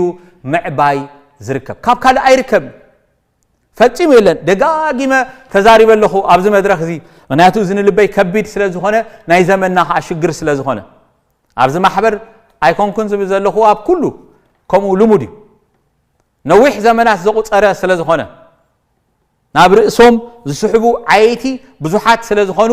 ፕሮክሲ ዝበሃል ኣብ ቅድሚ እግዚአብሔር የለን ብኡ ቢልካ ናብ እግዚአብሔር ትኸይድ ዝበሃል ነገር የለን እንታይ እዩ ዝገብር ኣገልጋሊ እግዚአብሔር ጸጋ ይህብዶ እወ ይህብን ፈረቃንን ፍሉይ ጸጋ ኣሎዶ ኣብ ቤት እግዚአብሔር እወ ኣሎን ፈረቃንን እቲ ጸጋ ግን ሓይሉን ሳዕሩን ስርሑን ኩሉ ናብ መን ንምብጻሕ እዩ ናብ ክርስቶስ ንምብጻሕ እዩ ማለት እቶም ናይ ክርስቶስ ዝኾኑን እቶም ናይ ሓሶት ምዃኖምን በየኒኻ ትፈልዮም በዚኻ ትፈልዮም ዲስክሌመር ናብ ርእሱ ዝስሕብ ዘበለ ሁሉ ኣገልጋሊ ንዑ ምእንቲ ከተገልግሎ ናቱ ክብረት ጥራይ ዝዛረብ ተደኣ ኮይኑ he has missed the mark right from there ማለት ስሒቱ ሎ ከጅመረ ከሎ ማለት ብፍላይ ብዛዕባ ርእሱ ዝዛረብ ኣገልጋሊ ኦልሬዲ ነቲ ጻውዒቱ ድሰሓተይ ነዚ ጳውሎስ ከመይልዩ ዝምህሮ ነቲ ተጸዋዕኹምሉ ጽዋዓ ብቑዓት ኮይንኩም ክትመላለሱ እምዕደኩም ኣሎ እዚ ቃል እዚ ንኹላትናይ ነቶም ኮፊልና ዘለናን ነቶም ነገልግል ዘለናን ነቶም 22ን ነቶም 22 ሽሕን ንኹልና እዚ ጻውዒት እዚ ኣሎና ተጸዋዕናሉ ጻውዒት ዓቢን ንእሽተይን ክኾን ይኽእል እዩ መጠኑ ግና ነቲ ተጸዋዕናሉ ጽዋዓ ብቑዓት ኮይንና ክንመላለስ ናህና ሓላፍነት እዩ ኤፌሶን ምዕራፍ 4 ከም ተቐዲመ ዝተዛረብኩም ናኦም ሰዓት ቁርብተይ ክር ዝብል ዓጽሚ እዩ ግና መተርኣስና ኢና እዩ ካብ ምዕራፍ 1 ክሳብ ምዕራፍ 3 ዝተዛረብና እዩ እዚ ኩሉ ብጸጋይ እዚ ኩሉ ብመንፈስ እዚ ኩሉ በቲ ሰዓረ ኢየሱስ ክርስቶስ እዩ ኣሜን ዶ ብኡ ጥራሕ እዩ ኣምላኽ መስክን ስለዚ ኣቐዲምና ኣንጺፍና ስለ ዝኾንና ኣቐዲምና ናይ ክርስቶስ ጸጋ ምልኣት ተዛሪብና ስለ ዝኾነና ኣብኡ ብምትርኣስ እንገብሮ ምኻድ እዩ እዚ ኣምላኽ ዝተመስገነ ይኹን ሓምሻይ ዓላማኦም ምህናት ስጋ ክርስቶስ ስለ ዝኾነ ገዛእ ርእሶም ዘይኮነስ ክርስቶስ ጥራሕ እዮም ዝሰብኩ ካልእ ወላ ሓደ ስብከት የብሎም ብዛዕባ ገዛእ ርእሶም ኣይሰብኩን እዮም ተቐበለኒ ኣይብሉን እዮም ንምንታይ ዳደይ ሰማዕኻኒ ኣይብሉን እዮም የገልግሉ ጥራሕ እዮም ማለት ምክንያቱ ጸጋ ይዛረብ ስለ ዝኾነ እቲ ጸጋ ናይ ጎይታ ተደኣ ኮይኑ እቲ ጸጋ ናይ ጎይታ ተደኣ ኮይኑ መለኮታዊ ዓቕሚ እዩ ኣሜን ዶ ክሰምዕ መለኮታዊ ዓቕሚ ናይ ሰብ ተደኣ ኮይኑ ወላ ሓንቲ ክገብር ኣይኽእልን ናይ ወላ ሓደ ክብፅሕ ኣይክእልን ናይ እግዚአብሔር ጸጋ ግን ናይ እግዚአብሔር ጸጋ እዩ እግዚአብሔር ዓብዩ ጸጉኡ ክንዱ እዩ ማለት ፀሓይ ሪኮግናይዝ ግበረኒ ኢላ ደብዳቤ ምስዳድ ኣየድልያኒ ንፀሓይ ሪኮግናይዝ ግበራ ኣይትግበራ ኣየገድስን እዩ ፀሓይ እንተበሪሃ በሪሃ ክትጽሎ ኢኻ እምበር ናይ ግድነት በቲ ፀሓይ ክትመውቕ ኢኻ እምበር ናይ ግድነት በቲ ፀሓይ ዘገርም ውህበት እንዲ ዘለዋ ክንዲ ትወሃቢኣ ዝኾነ ጸጋ እኳ እዩ ዘለዋ and that's the point here ኢየሱስ ክርስቶስ ጎይታ እዩ ስለዚ ገዛእ ርእሶም ኣይሰብኩን እዮም ንርእሶም እንዳጥፉ ንኻልኦት እዮም ዝገብሩ ምክንያቱ ኣብዛ ምድሪ ኮነን እያ ተስፎኦም ኣብታ ትመጽእ ዘላ እዩ ተስፎኦም ኣምላኽ ዝተመስገነ ይኹን ማለት ጳውሎስ ክዛረብ ከሎ ከምዚ ኢሉ ካልኣይ ቆሮንጦስ ምዕራፍ 4 ፈዳ 5 ማለት ክርስቶስ ኢየሱስ ጽኒልኩም ስምዑኒ ካልኣይ ቆሮንጦስ ምዕራፍ 4 ፈዳ 5 ማለት ክርስቶስ ኢየሱስ ከም ጎይታ ንክርስቶስ ከም ጎይታ ንርእስና ግና ከም ግዙኣትኩም ከም ግዙኣት ጎይታ ከማን ኣይኮነን ዝብል ዘሎ ጳውሎስ ከም ግዙኣትኩም እዚ ቃል እዚ ጽኒልኩም ስምዑኒ ንሰብ ፊልጵ ኮነን ዝብሎም ዘሎ ንሰብ ቆሮንጦስ እንታይ ንሰብ ፊልጵ ኮነን ዝብሎም ዘለኹ ዝብለኩም ዘለኹ መሲኩም ሰብ ፊልጵ ንጳውሎስ ዘኽብርዎ ማሕበር እዮም ዝፈትውዎ ማሕበር እዮም ፈትውዎ ጥራይ ዝኾኑ ካብ ምልኣቶም ካብ ጸጋኦም ዘማቕልዎ ናይቱ ጸጋ ዘገድሶም ናቱ ጽቡቕ ነገር ዘገድሶም ማሕበር እዮም ማለት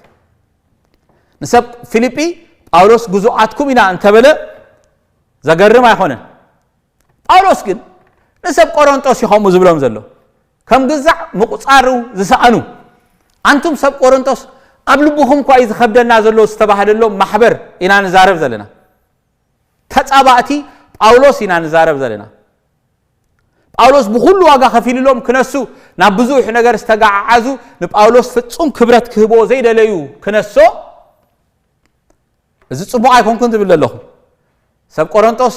ሕማቕ ማሕበር እዩ ከም ሰብ ነቶም ዘገልግሉና ኣገልገልቲ ነቶም ለይትን መዓልትን ብዛዕባኹም ዝጽዕቱ ኣገልገልቲ እንታይ ዝብል መጽሓፍ ቅዱስ ኣኽብርዎም እዩ ዝብል ነቶም ብቃል ኣምላኽ ዘገልግሉኹም ድማ ዕጥፍ ክብሪ ይግብኦም እዩ ዝብለና መጽሓፍ ቅዱስ ነቶም ጽቡቕ ኣካይዳ ዝኸዱ ኣካይድ ድማ እንታይ ዝብለና መጽሓፍ ቅዱስ ኣሰኣሰር እምነቶም ሰዓቡ ዝብለና መጽሓፍ ቅዱስ እዚ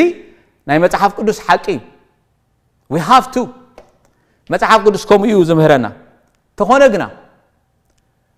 እቶም ኣገልገልቲ ግና በዚ መዓቀነ ዝጥራሕዮም ክነብሩ ዝግብኦም ማለት እዩ ኣሜን ዶ ክሰምዕ ኢየሱስ ክርስቶስ ጎይታይ ሻድሻይ ዓስቦም እቲ ዝፀውዖም ጎይታ ጸብጺቡ ከም ዝህቦም ስለ ዝኣምኑ ኣይኽብዱን እዮም ፈጺሞም ኣይኽብዱን እዮም ቀዳማይ ጢሞቴዎስ 4:10 በቲ ንኹሉ ሰብ እናዳግና ንኣመንቲ ኸድሕን ዝከኣሉ ኣምላኽ ተስፋ ስለ ዝገበርና ኢና እንታይ ንገብር ዘለና እንዓይን እንፅዕርን ዘለና ተስፋኦም መን እዩ እግዚአብሔር እዩ ማለት አምላክ መስከን ስለዚህ ያዓዩን ይጽዕሩን ማለት ወላ ሓንቲ ተዘይኾኑ ማለት ኩሉ ዘለና ኮለናስ ወላ ሓንቲ ከም ዘይብልና ተቆጸርና ከም ዝበለ ጳውሎስ ወላ ሓንቲ ዘይብሎም ወላ አንተ ተቆጸሩ ስቲል እንታይ ይገብሩ ያዓዩ ምክንያቱ እቲ ናይ ወጻኢ ሰብና እንተ በስበሰ እኳ ውሽጥና ኣብ ጸጽባሕ ይሕደስ አሎ እሞ አይ ንሕለልን ኢና እዮም ዝብሉ ማለት አምላክ መስከን እቲ ጸጋ كم يوزجبر يحيل يبرتع يوفر مالتي كسعموت تقد كيد كات دربي خلخا كسيو زملس أجايو مالتي أملاك مسك this is the grace እግዚአብሔር here استمسكنه قدامت سلونቄ ክልተ ሸዓተ ተዛረብ ኮሎ ጳውሎስ ከምዚሉ ተዛሪቡ አህዋቴ ነትዕዮናን ጻዕርናን ትዝክርዎ ይኹምሞ ኣብ ሓደ ኻባኻትኩም ከይነኽብድ ኢልና ለይትን መዓልትን እናዓየና ወንጌል አምላኽ ሰበኽናልኩም እንዳ ዓየና ኮዳ ካልኣይ ተሰሎንቄ ምዕራፍ 3 ፍቅዲ 7-8 ኣብ ሓደኹም እኳ ከይነኽብድሲ ለይትን መዓልትን ብጻዕርን ድኻምን እናዓየና እምበር አባኻትኩም بزي سرعت أي تملالسنا نمو كما يقولكم كتمثلونا خمس جباعكم بعلاقاتكم تفلتوا إيهم ما أركض لسان أحواتي كم ناي زمننا حدقة كنوت يجبانا جناح እግዚአብሔር أما حبرو نخلتنا زارب سلز اللخي توم النجلجل بز مسفر زي خنا جلجل تمسفر تأجع عمي كأنت وهبت رايزي خنا زهب እንታይ ካአለው ይመስልኩም ነትተዋሃበ ካዩ ህበት ነተጽዋ ካሉ ጽዋ ብቁዕ ኮይንካ ክትመላለስ እንኮላይ ይሓትት ኣብ ሓደ ምዕራፍ እዩ ክልቲኡ ተጻሒፉ ዘሎ ስለዚህ ክልቲኡ ሁሉ ግዜ ባላንስ ጌርና ይኹን ከይድ ይግባአና እቶም ኮፊልና ዘለና ፈጺምና ዘይንዓይ ብሰንክና ማሕበር አምላኽ ደኺማ ከይትህሉኻ ከነስተውዕል ይግባል let me tell you statistics ናይ በሐቅ statistics ክነግረኩም እዚ ኣብ ብዙሓት أبيات خريستيانات زتتصنع مصنعتي أبتم أبيت خريستيان زغلغلو أغلغلتي نتوم أبيت خريستيان زغلغلو أغلغلتي 900 ናይግዚኦም ዝወስዱ 10 ናይታ ማሕበር ሰባት አለው ይባሃል ማስ ዝጾምቁ ሰባት ካለው ካብኡ ዝኸፈ ካብ ኮፍ ምባል ዝሓለፉሲ እንታይ ዝገብሩ ሳክ ዝገብሩ ሓይልኻ ዝመጡ ሰባት ካለው እታ አገልጋሊሲ ከልነት ሁሉ አገልጋታ ማሕበር ከክን ኸበርትዕ ዝውዕል ፈጺሞም ኩሉ ግዜ ከምገቡ ዝጽዕሩ ኸ አሉ 10 ናይግዚኡ ኸ ናበይ ይሕልፎ ናብቶም 900 ናይታ ማሕበር የጥፎ ዲማንድ ድሪቭን ቸርች ተራ ኮይኑ ማለት ኩሉ ግዜ ዝመጡ ኩሉ ግዜ ዝጠቡ አም ብጻሕ ግና ክበጽሑ ዘይኽእሉ ሰባት ካም ምዃን እግዚአብሔር ይሰውረና ሓይልቶም ዘገልግሉ ሰባት ካም እንመጥጥ ምዃን እግዚአብሔር የድሕነና ማለት كل جزء كومبلين نجبر كل جزء هابي زي خنا كل جزء نجزي أبهر كنجلجلنا دين تعت واجا نكفل زين دلي كنكون أذي نجزي أبهر تعوعت عيكونا جزي أبهر نخلتنا زخون مال أختي قالوا كلاتنا خنتنس كلاتنا خنعتق نعيو قويتا صنوعات زيدنا قنقون كنكونو نزي زصوع زلخو يزولنا باولوس እግዚአብሔር ይመስገን ጊዜ እንዳቀረበ ይዝኸይድ ደሎ እግዚአብሔር ይመስገን ባርና መወዳታ ኸይድ መቼም ከጳውሎስ ንዕሪ ሐዋርያ የልቦን ከም ታንቶ ይስተዛረብኩም ጳውሎስ ግና ኩሉ ጊዜ نأجلجلوتو فلتو لي كبل أي حلفني معياي إيو تأجا زعدم مال تأجا عقمي مستوهب كان تخات كبر تخيدي خام تسقومي خامل نتأميتي خا تخيد تاسواي بأولوس نعيو اتعيو استزارب اللومات أبقلاتي خنريو خولنا معرف كل التفقد شو عاد تخصع شو منت خمزي بلنا ناب توم رؤيات مسلتي كمليسو نعوم تبصاب كهبوم مسجمرة زتزاربو زربا بأولوسي اتأب بطرس نحواريانت أب جزورات زعاية أبايد ما أبا هزاب عاية أمو كم تين بطرس نجزورات ناي قدا أبزي تجزرو ونجيل محت انتا توهبو مس رأيو توهبوني مس رأيو اتو معنود كم زخونو مسلتي يعقوبن كيفان يوحنسن اتتوهبن اتأقامس فلتو إحنا نبى هزاب كن كيد نساتهم جنا نب جزورات منادا نعين برنامجسن نحبرت يمانا إيدوم هابونا يلن هذا زوم عنود مسألتين باوروس يمانا إيدوم كبو خلو you are doing great كبو خلو بزربو يكونون بتيز رأيو رأي مسنجرهم ويتاب منجد دماسكو تراخي بنيو خمسين كم تني لونيو مسكر كمان علوني نهو إلو مسكر كمتس نبزع عبارو سوخ الطابق بزح عيدلين نبقاولوس تعوعيتو زمسكرلو فرا تعوعيتو ويعيويو أي باولوس تعوعيت زمسكرلو سبات ويسبات زيكونو فرا تتسقو أبايتا سلا زترائي يو مال احنا خاهمو كنكون يو زقبانا سيزن بار بذات قصدي أخود እግዚአብሔር ይመስገን ካላይ ቆሮንቶስ ምዕራፍ 6 ፍቅደ 1 ቅድም ዚያ ምባለይ ዛዓ ጳውሎስ ክዛረብ ኮልኹ ጳውሎስ ናይ ኩሉ ነገር መዐቀኒና ስለዝኾነ ከምቲ ወንጌላዊ ከምቲ ሐዋርያ ንወንጌላዊ ከምቲ ንወንጌላዊ ንመምህር ንጓሳ ንነቢ ንኹሉ ዝኸውን ስታንዳርድ በዚ መልክዕ ዚና ክንከይ ተንቲነ ሐዋርያ كمزي يزقبر نبي خمسي يزقبر له معنتي قبل جزء سلسة أخلني أبزي خقارتي أبتزقتصل ناي منفس كده سن مهارو دلنا تمرتين زرزيرنا خمس زاربو زتارات رايكونه انت خونه جنا لومي حدا نجرينا حدا راح نبلدلي نازلنا مالك እግዚአብሔር أم نفس وكفنا تأجا أقميتوي إذا تأجازي ديبلوي كنجبره خن عيلو كنسر حلو إيو እግዚአብሔር تسويعنا زلو اتوم أبيت كريستيان እግዚአብሔር زهابنا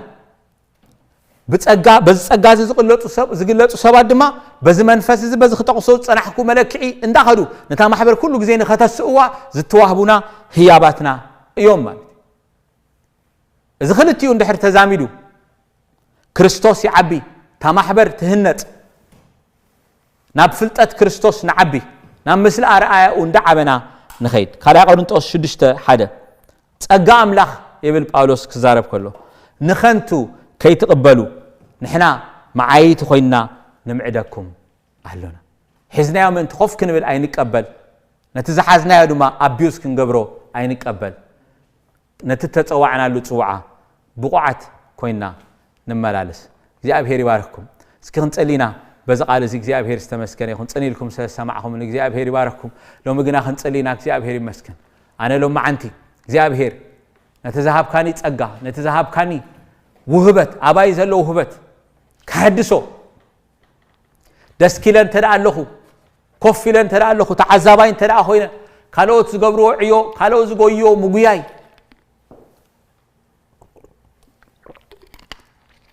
ጥራይ እንድሕር ኮይነ ኮመንት ዝገብር ዘለኹ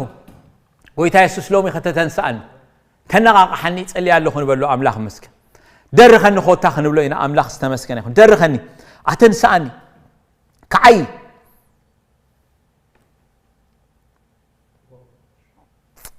ኦ ሃሌሉያ ነዚ ዕዮ እዚ ክንፅዋዕ እግዚአብሔር ብቑዓት ገይሩ ስለ ዝቆፀረና ዘገርም ብሩኻት ኣሕዋተይ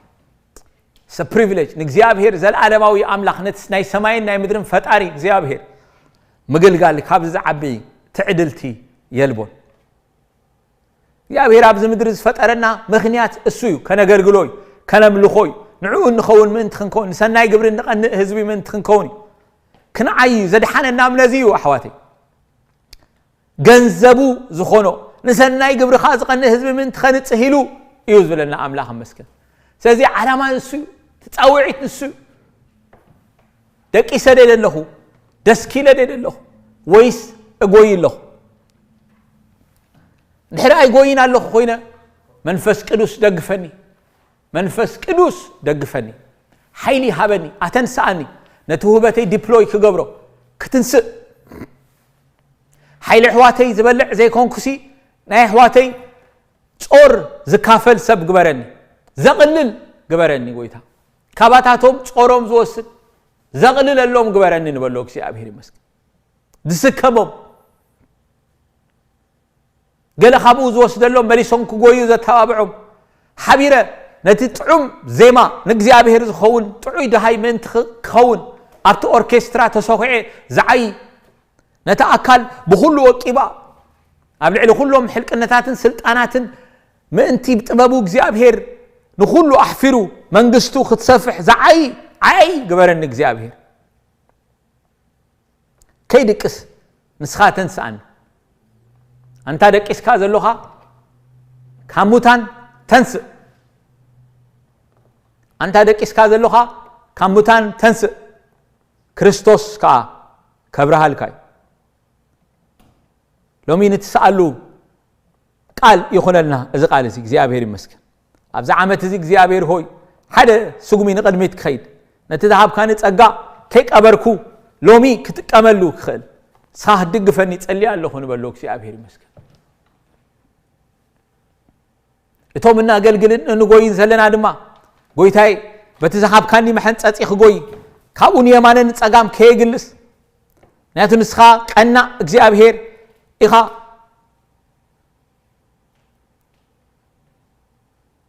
ኣስሚረካ ሓልፍ በቲ መቀዳድሜ ክጎይ ከለኹ ካብቲ ክብሪ ናብ ክብሪ ካብ ጸጋ ናብ ጸጋ ካብ ሓይሊ ናብ ሓይሊ ደኣ እንዳተሳገርኩ ከይድ እምበር ሓይለይ ካብ ዝበልዕ ካብ ምውድዳር ንጎኒ ካብ ምጥማት ንሰብ ካብ ምጥማት ከተውፃኒ ከምቲ ዝተፀዋዕ ክብሉ ኮይነ ከገልግል ንእምሮይ ንስኻ ፈውሶ ንልበይ ንስኻ አንቃሓዮ ንበሎ እግዚአብሔር ይመስገን እዚ መልእኽቲ ናብ ወላ ሓደ ዝኣመተ ይኮነን ናባይ ናባኻትኩም ናብ ኩላትና ናፍታ ማሕበር ዝኣመተ እዩ እግዚአብሔር ይመስገን ኩላትና ምእንቲ ሓቢርና ክንህነፅ ኩላትና ምእንቲ ክንትንስእሲ በዚ ቃል እዚ ክንብርትዕ ይግባአና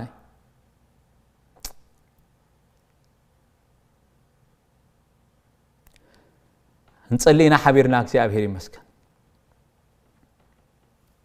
እግዚአብሔር አቦና ስለዚ ደገፍካና